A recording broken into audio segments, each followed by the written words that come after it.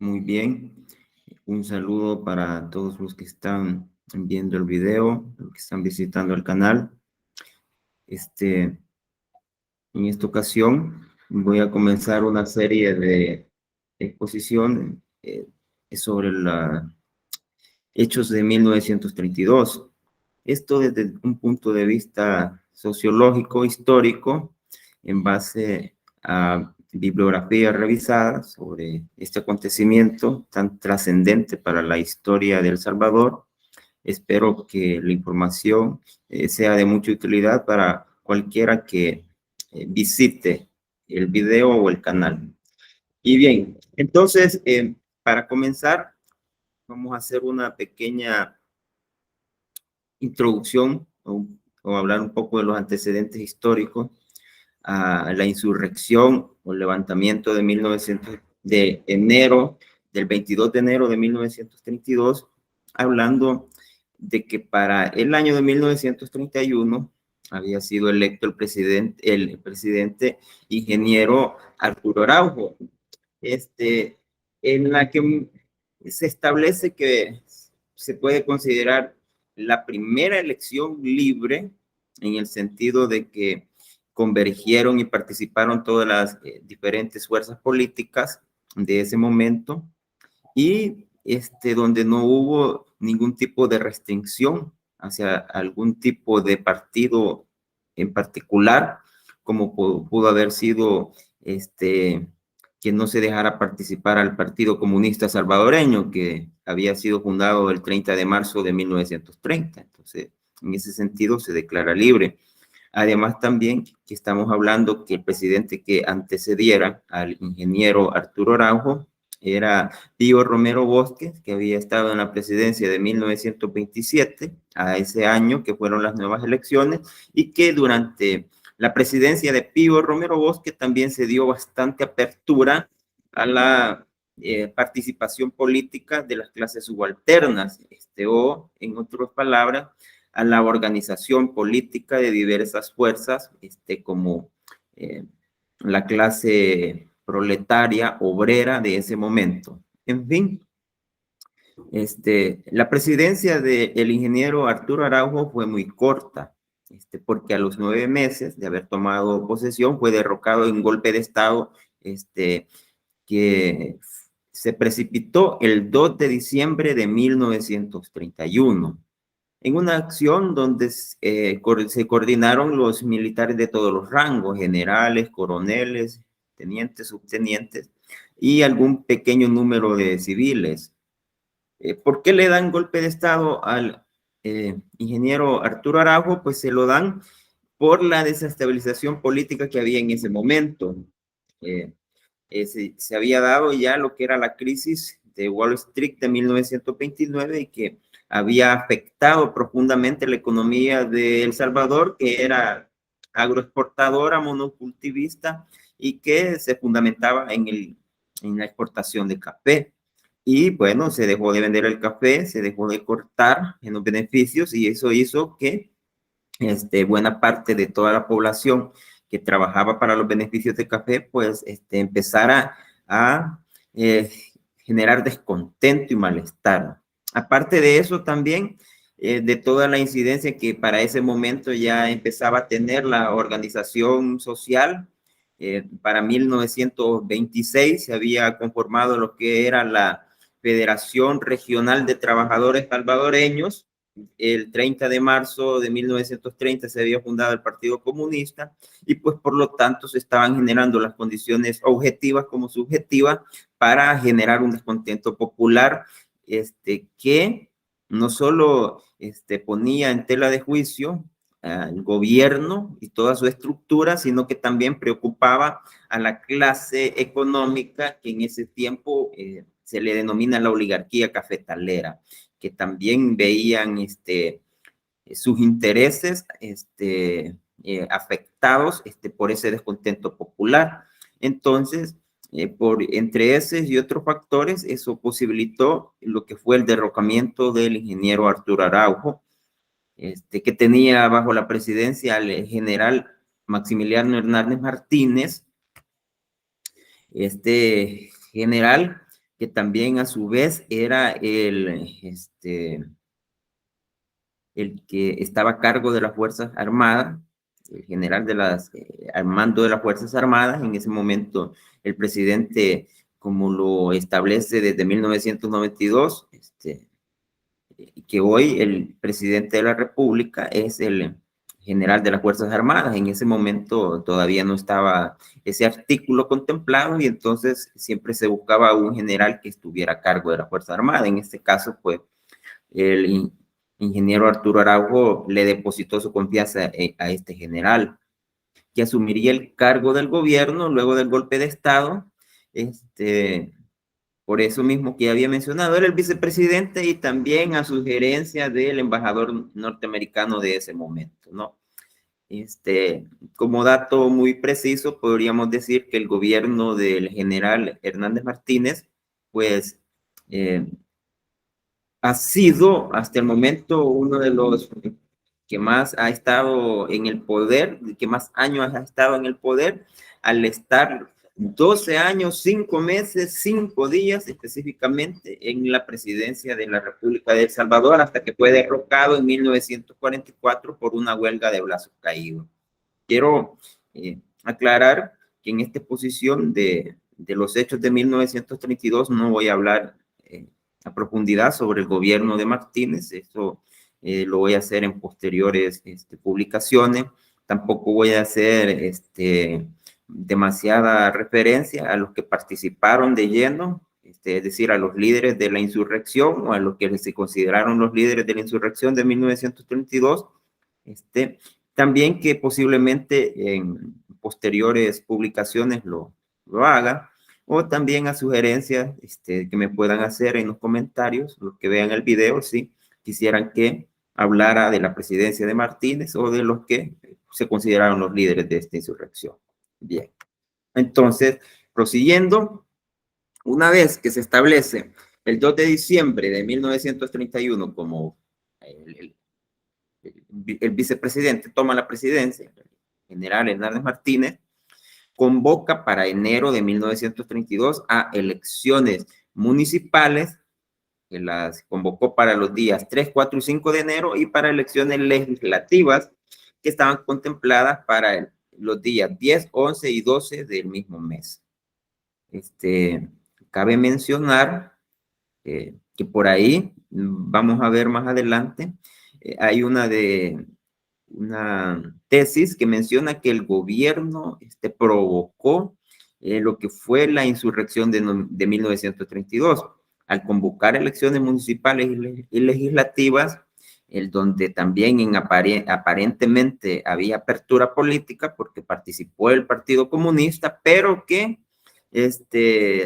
fueron unas elecciones fraudulentas, porque donde tenía mayor peso el Partido Comunista, pues se anularon o se suspendieron, especialmente en algunas zonas de la parte occidental de El Salvador, donde se sabía que el Partido Comunista tenía una fuerte participación. Entonces, se puede pensar de que las elecciones solo fue una jugada estratégica del general Hernández Martínez para precipitar los acontecimientos que se dieron con el levantamiento del 22 de enero de 1932. Entonces, ya hablando de manera muy, muy general sobre esa rebelión, se podríamos mencionar, se le denomina rebelión, se le denomina levantamiento, se le denomina insurrección. Esta posición de ideas sobre este tema lo voy a desarrollar en 3 videos, y en uno de ellos voy a tratar específicamente de las tesis que plantean por qué se pudo producir. A su vez también voy a hacer una diferenciación si se puede denominar una rebelión, si se le puede denominar insurrección o revolución, o ver cuáles son las diferencias. Pero bien, entonces, volviendo a la rebelión que se dio el día 22 de enero de 1932, como he mencionado, los enfrentamientos de los insurrectos con las fuerzas gubernamentales llegaron hasta el día 25 del mismo mes. Es decir, que el gobierno logró controlar a todos los rebeldes que se participaron en la rebelión en apenas 4 días. A través de una gran represión y de un genocidio que se dio contra los principales dirigentes o indígenas que se les consideraron que fueron partícipes de esa rebelión. A su vez también a todos aquellos que estuvieron afiliados al Partido Comunista. En fin, cabe destacar que durante las elecciones que mencioné anteriormente, municipales y legislativas, en ese momento el voto era público. No como hoy en día, que el voto se contempla que es privado y hasta es delito que un votante enseña la papeleta porque cuál ha sido su partido de preferencia. En ese momento tenía que ser un voto público, es decir, que cualquier persona podía ver por quién podía votar. Y a su vez también se conocía los listados de quienes pertenecían a los partidos de ese momento, entre ellos el Partido Comunista, así que le fue muy fácil al gobierno identificar quienes participaban del Partido Comunista o quienes no votaron por aquellos candidatos que había propuesto el gobierno producto del golpe de Estado. Entonces, hablando brevemente sobre la insurrección, hay que mencionar que esa rebelión comienza en Huayúa, prosigue en Nahuizalco, luego se traslada a los lugares como Salcoatitán, donde sería uno de los líderes representativos de esa insurrección, de esa zona, el Francisco Sánchez, entre otros, se menciona a Lucas Zabaleta, Benjamín Herrera. También se dieron conatos de rebelión en los pueblos de Colón, de Santa Tecla, donde fueron derrotados los rebeldes, y no así no tuvieron esa misma suerte algunas aldeas de los departamentos de la Libertad, como fueron Los Amates, La Pinga Florida, Teotepeque, Tepecoyo, en la parte más occidental, en la región fronteriza, alrededor de Aguachapán. También hubo unos serios disturbios en Chalchuapa, en Santa Ana, también fueron incendiadas varias fincas. En Aguachapán, los rebeldes intentaron lo que fue atacar al cuartel infructuosamente. Hay que mencionar que en algunas zonas donde habían cuarteles, en ese momento, ninguno de ellos lograron tomar los rebeldes. Por muchos factores, entre ellos era la poca o nula organización que tenían en cuanto a cómo lo iban a hacer, qué estrategia de guerra, qué estrategia de guerrillas. En ese momento no tenía ningún plan elaborado, como lo veremos más adelante en otra exposición de ideas sobre las tesis de lo que provocaba la rebelión, entre otras el poco o nulo armamento que tenían. Estamos hablando de rebeldes que solo contaban con machetes, con piedras, con palos, con hondillas seguramente, y algunos que otros que han de haber tenido algún arma rudimentaria de la época, pero que no contaban con un arsenal armamentístico capaz de enfrentarse al ejército de El Salvador, que en ese momento contaba pues con un buen armamento, entre ellos ametralladoras.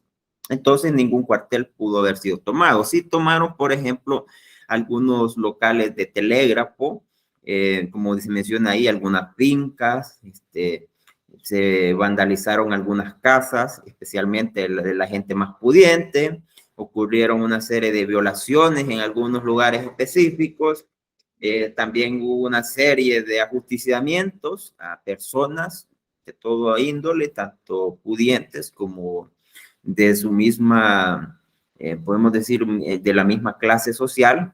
Es decir, al final, el que habla un poco sobre esta exposición de ideas que estoy haciendo es Héctor Pérez Brignoli, perdón, que termina diciendo, al igual que Thomas Anderson, que los rebeldes, durante todo lo que duró la rebelión, pudiera decirse que asesinaron a un total o causaron un total de 100 bajas entre los que mataron del ejército, policía, guardia y otras personas.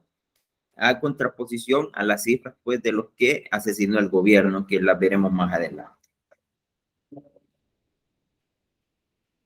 También otros lugares donde tuvo incidencia la insurrección de 1932 fue el pueblo de Tacuba, que fue tomado por los rebeldes, entre los que se encontraban los hermanos Cuenca, que uno, pues los hermanos Cuencas, entre ellos había uno que estudiaba en la Universidad de El Salvador, Abel Cuenca, que luego después fue un historiador e incluso hizo un libro sobre estos hechos.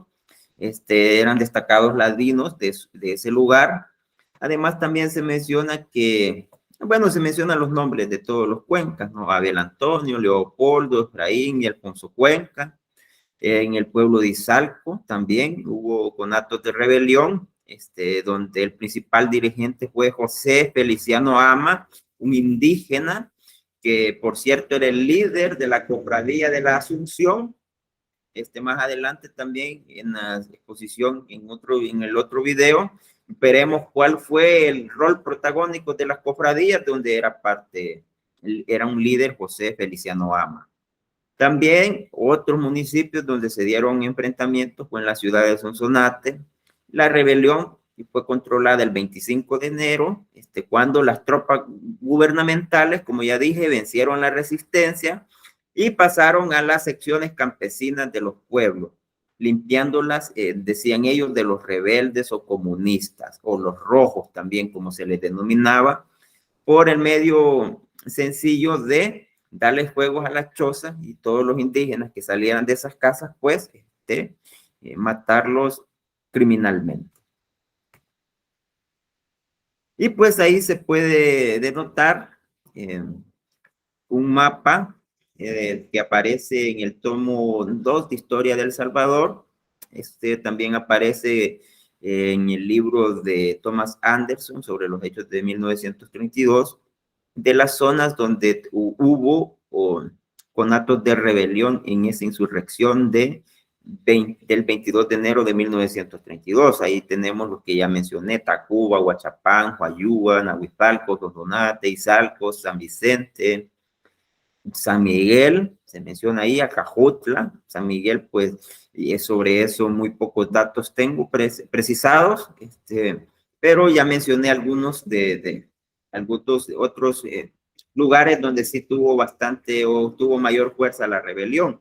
Cabe mencionar que lo he hecho de manera muy general por cuestiones de tiempo y que también posiblemente, si a sugerencia de sus comentarios, pudiera en posteriores publicaciones hacer una exposición de ideas de cómo se desarrolló la rebelión en cada uno de esos lugares que mencioné, o qué papel jugaron o no esos líderes que de alguna u otra manera también fueron citados.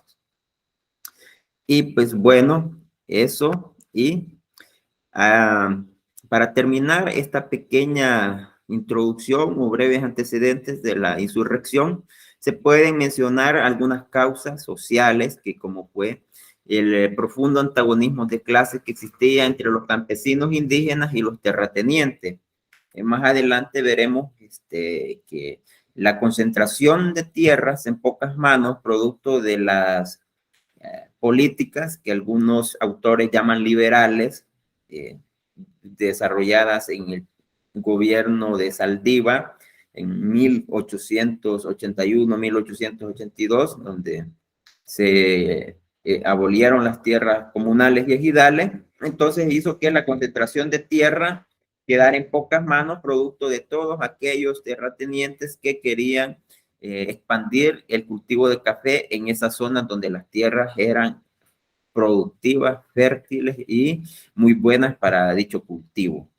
También el otro era el problema racial que siempre se manifestó entre indígenas, ladinos, criollos o mestizos, ¿no? Era un problema racial en el sentido de quiénes eran los que se sentían más fuertes sobre otros, ¿no? Y los indígenas siempre fueron, y desde que se colonizó estas tierras del Salvador, de Cuscatlán, del oriente del Salvador, Lenca, los indígenas fueron los que siempre llevaron la peor, fueron los más marginados. Entonces había un choque de cultura indígena, ladina, mestiza y, pues, ¿por qué no decirlo?, de los extranjeros, criollos o peninsulares o los comerciantes que habían emigrado al país.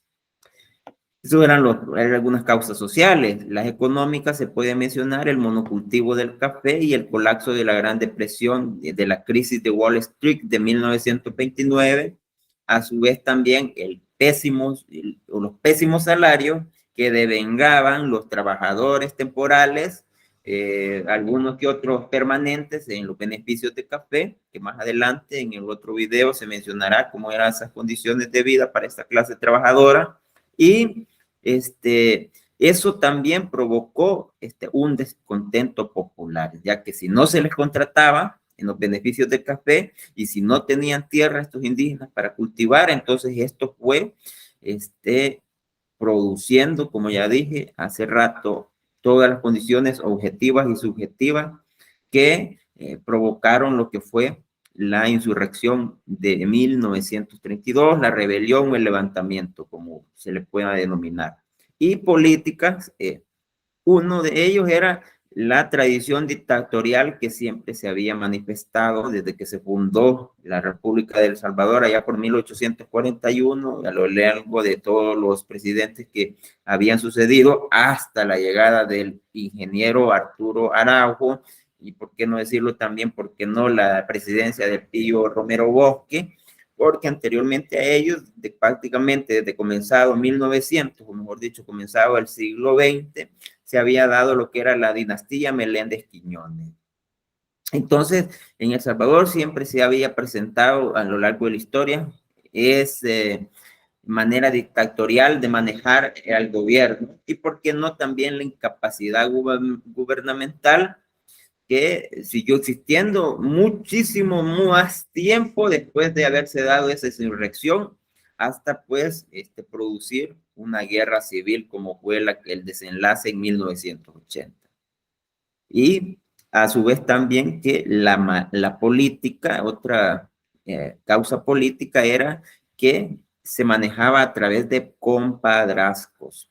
¿Cómo es esto de compadrazgos? En el sentido, pues, que eran los líderes indígenas de las cofradías, los líderes indígenas de los pueblos o los caudillos económicos terratenientes, los que determinaban al final a quién se proponía, quién quedaba de alcalde o de diputado, por qué no decirlo, de presidente. Se manejó la política a través de una serie de caudillismos y compadrazgos, que también esto da para otro hablar de cómo era esa relación de compadrazgos y de caudillos, que ya bien hizo una exposición de ideas, el mismo jesuita Segundo Montes hace una buena interpretación sobre el compadrazgo que se generó en El Salvador políticamente.